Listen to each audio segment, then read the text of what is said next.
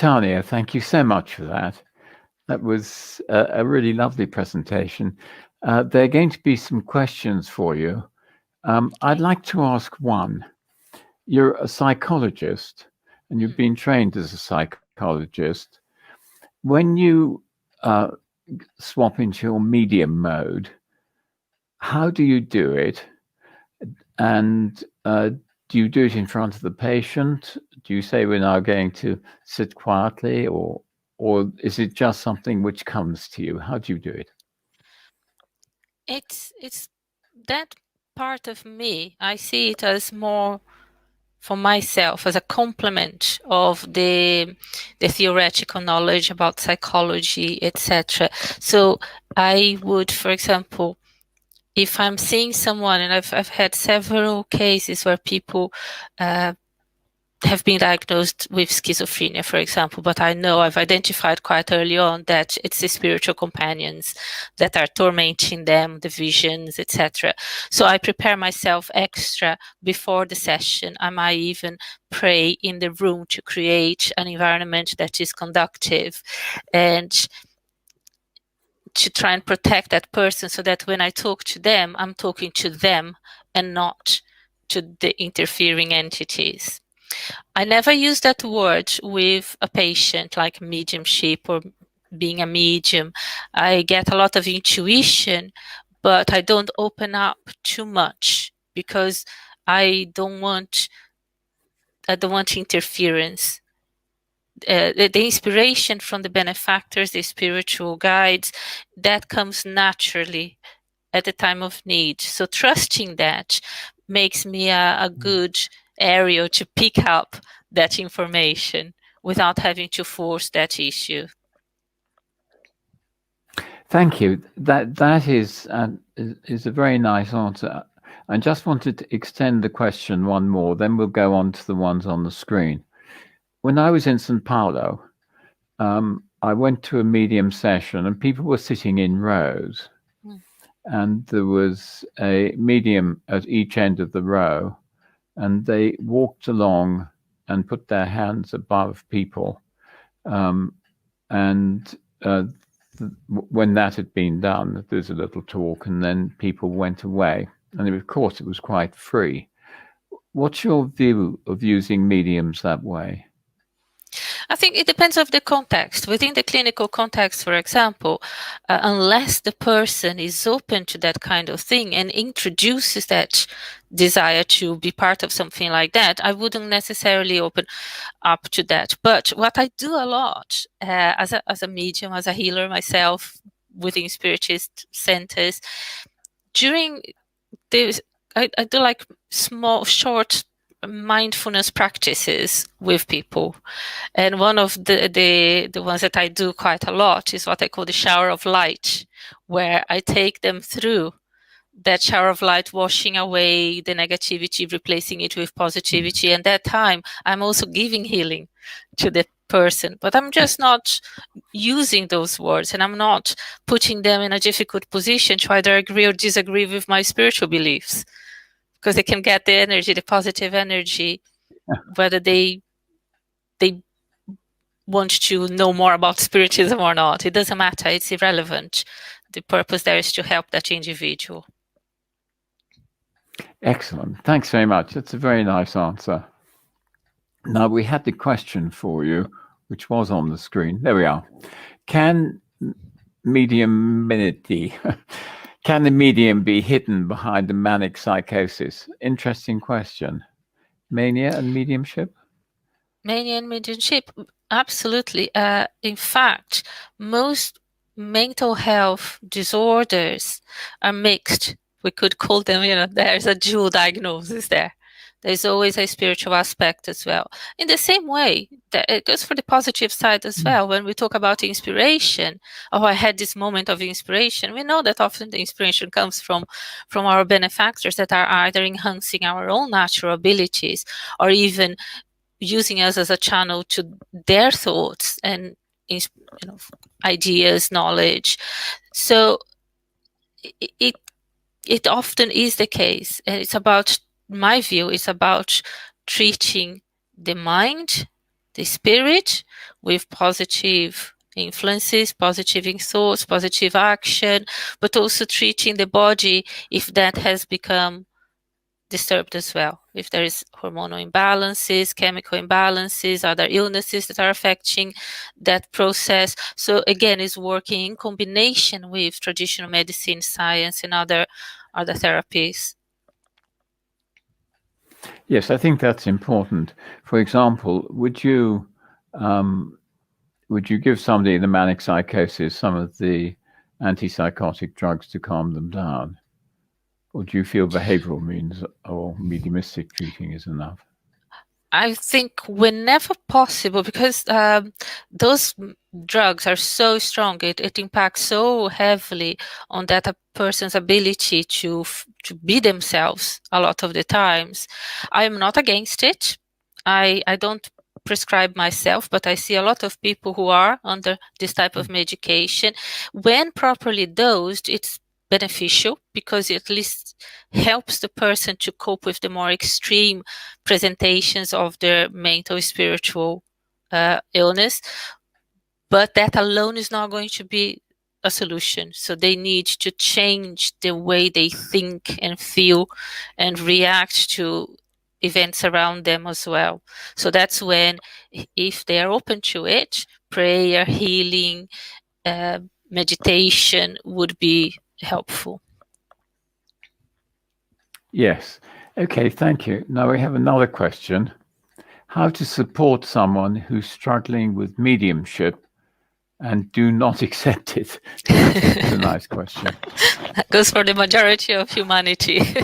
Exactly. With kindness, we cannot force people to believe the way we believe. And if they don't believe, it can work. It can make matters worse by driving them away from the help that they could be receiving. If they don't think that their mental emotional difficulties are at least compounded by external factors, external entities, then they are not going to want to hear us. It's the same way. I work with lots of people who are in abusive relationships in this world. They are married to them, they have children with them. And if they're not ready to move on, if they're not ready to disconnect themselves, telling them how bad that partner is going to drive them away. So the job is to encourage them to engage in more positive, healthier activities. So be careful with watching on TV, pay attention to the music you listen to, the conversations you have, and start from those basic levels. Yes, thank you for that. It raises another question. Alan Sanderson has done a lot of spirit release work in this country. And one of his lectures I went to, he was saying that sometimes if people are in very traumatic situations, a spirit may get into them and control their behavior. What's your view on that? We have the key to the door. We leave the key on the door, on the lock, and sometimes we open the door. It goes both ways again. Just blame an external entity is the same as blaming another child or your partner for making you do bad things. At the end of the day, we have a choice. And sometimes the control that certain entities have even take over the physical body of that medium is quite extreme. And again, but if we just say, oh, it is because someone else is making you do those things, then we disempower that individual. We're telling them you have no choice, you have no control. And if you don't have control or choice, you don't have hope that things can get better, because you have to trust on somebody else to change, and that may not happen. So again, it starts from the beginning, starting from scratch and helping the person to gradually strengthen their willpower, become more aware of the choices they make, become more aware of when they have choices that they can themselves make, and patience a lot of the times from both sides, because these are long-term processes that may not have a resolution in this lifetime. So again, it's offering that person some hope that things will get better, and learning to enjoy and notice the good times, the moments when they are free from their interference, and learn again to enjoy those moments of freedom. That's very helpful. Let me just take you to one more point, and that is that what Alan Sanderson does is people will lie on a bed and he relaxes them, and then he will talk to the spirit and ask it to come out. What's your view of that? First of all, they don't come out of anything because they don't go into anything. The connection between spiritual entities and us is from perispirit to perispirit, from mind to mind. So they don't invade our physical body. We become puppets, like, the puppets that you move around, because the connections are there. So the second is that can be a very useful technique, because if you talk, now we don't have a mediumship group in Sheffield, but we did in the past, and I was the main counselor at the time. So that was my job, to talk to those entities and persuade them to move on, to be better. And the way I did that was not by telling them, you are a horrible creature, you deserve punishment, and this poor person, look what we are doing to this poor person, was to say, look, you are harming yourself by doing what you're doing. If you don't like this person, why don't you go and hang out with people you do like, with people who love you, who cares about you? So again, treating that entity as my patient at that time, and helping them to see that there was another alternative, that doing what they were doing harm to themselves as well as that other person. Yes, but it that's can really be a useful interesting. technique. One of the things which Alan Sanderson used to do is to tell the spirit to go to the light. Would that be? Yes, because the light represents goodness. Often in the light, the light is created by the friends and family that come to try and help them. So that is a very useful technique to use, opening up their minds, to taking them to what was the last time that you remember being with someone you loved? Who was that person? That in itself brings the light to them. And feel enveloped. I also say feel you're being enveloped by light, because sometimes they are blind, they can't see it, but I know they're being enveloped by light. So that is about telling the story, as you were saying earlier on. You start creating that mental picture that helps them to see what is there, but they were not seeing before. Okay, thank you. Now there's another question for you. What advice would you give to Spiritist health professionals that try to completely separate the two worlds, psychical and spiritual? Good luck with that, because I don't think that is possible. You can't. We are body and spirit. We are living in a physical world, but completely intermingled with the spiritual dimension. I would say that respect and accept who you are. I think there is a misunderstanding sometimes that people think I'm a medium, so I have to always express my mediumship. That there are many different ways to express one's mediumship, and if that becomes a source of conflict in terms of trying to help someone else within our clinical practices, then rein in your mediumship and be more a human being, a kind, loving human being, respectful human being. That's more important. But it is not completely possible to separate the two. There is I think sometimes what people think is that if I come out as a spiritist or a medium in my workplace, I'm going to be ostracized. I'm going to be laughed at. I made the choice from the beginning. When I came to Sheffield, I came to do a PhD, and I told my supervisor, I need an afternoon off to go to London every week. And said, why? I said, because I work in a mediumship group and I want to continue. Bang in the middle of the week. Yes, bang in the middle of the week. I'll make out the hours another time. And I had to work harder. But because I was honest and I was not afraid to be who I was, I didn't have to explain. He was not interested in what I did. The only thing he knew is that it was very important to me. And he respected that. This week I had to put in another form at work. I work for the NHS, and we are going back to late clinics, face-to-face clinics again. So they are changing the time, my working hours, and of course it's going to be on the day that we have our meetings. So first thing I did, I went into the website, I pulled in the procedures, I filled in the form, and I said, I need an hour. I need to leave an hour early on a Thursday because of my Spiritist meeting. I use the words. And there is a lot more, as you said again, there is a lot more understanding and respect for people's beliefs.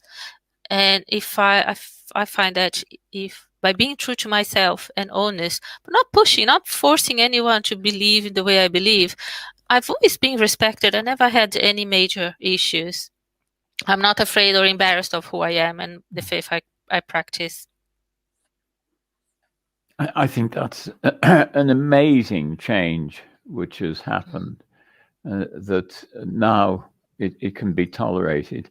I can just see that when I was a young medical student, or even in my first years as a doctor, and I'd said that sort of thing, yep, that would have been it.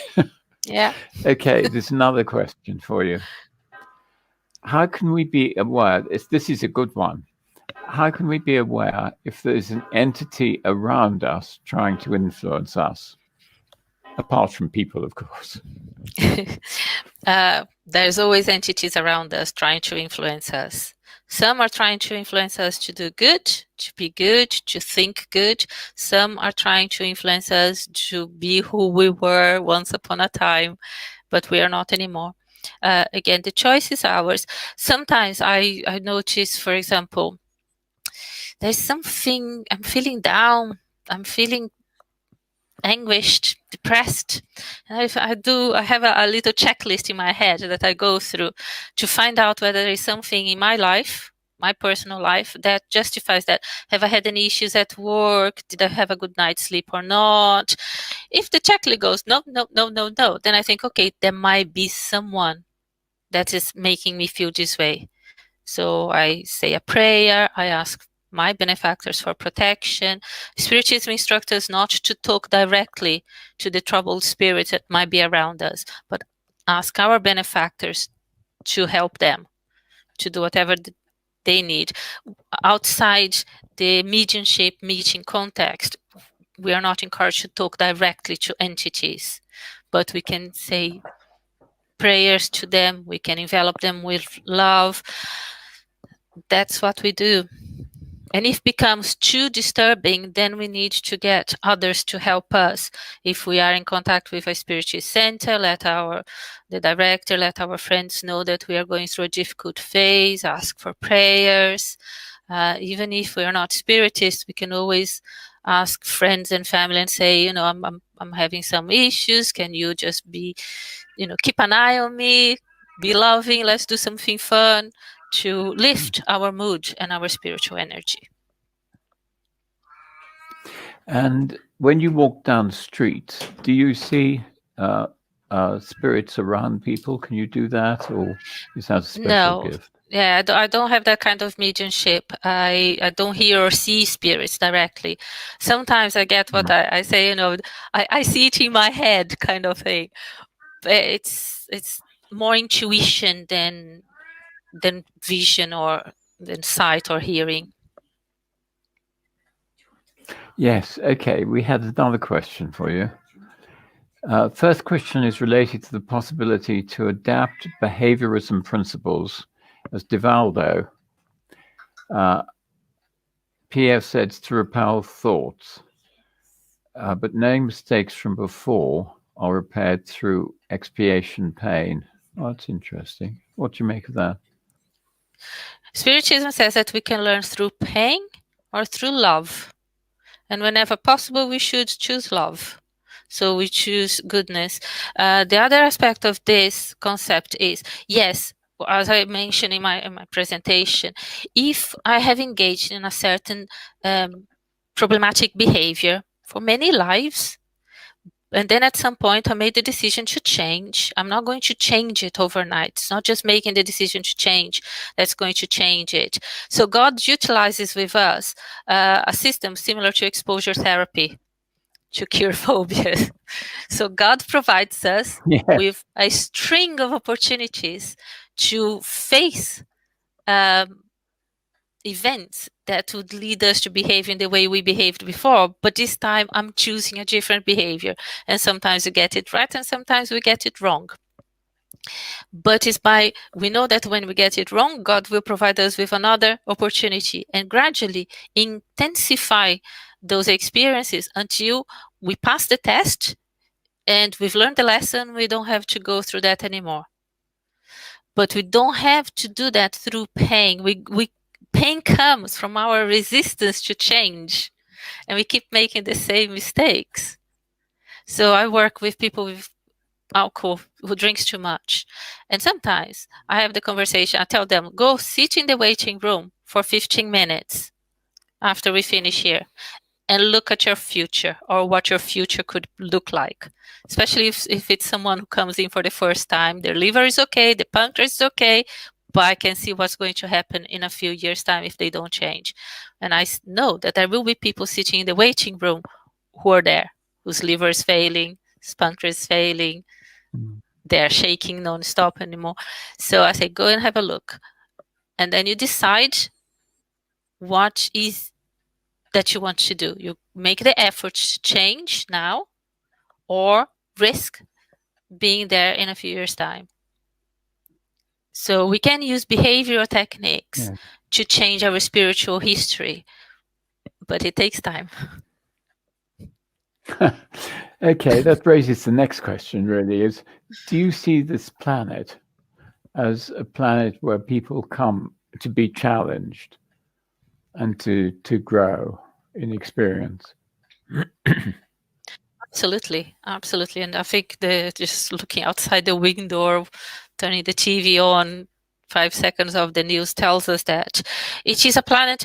And I know that we use in Spiritism, we use the word, the term trials and tribulations, which I think it's a very negative take on what it is.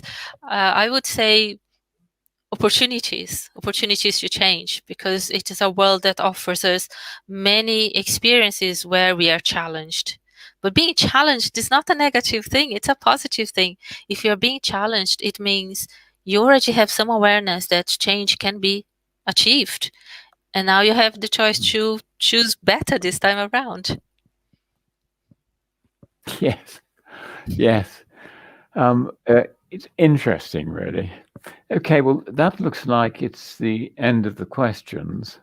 So let's just have a look and see what the time is. Oh, yes, it is indeed end of question time. So, Tania, thank you so much for your presentation. And thank you very much indeed for being so open and so helpful with your own personal journey through mediumship and what you have been able to do with your patients. It's enormously helpful and edifying for us. So thank you very much indeed, and thank you for coming along. Thank you. Okay, bye-bye. Bye.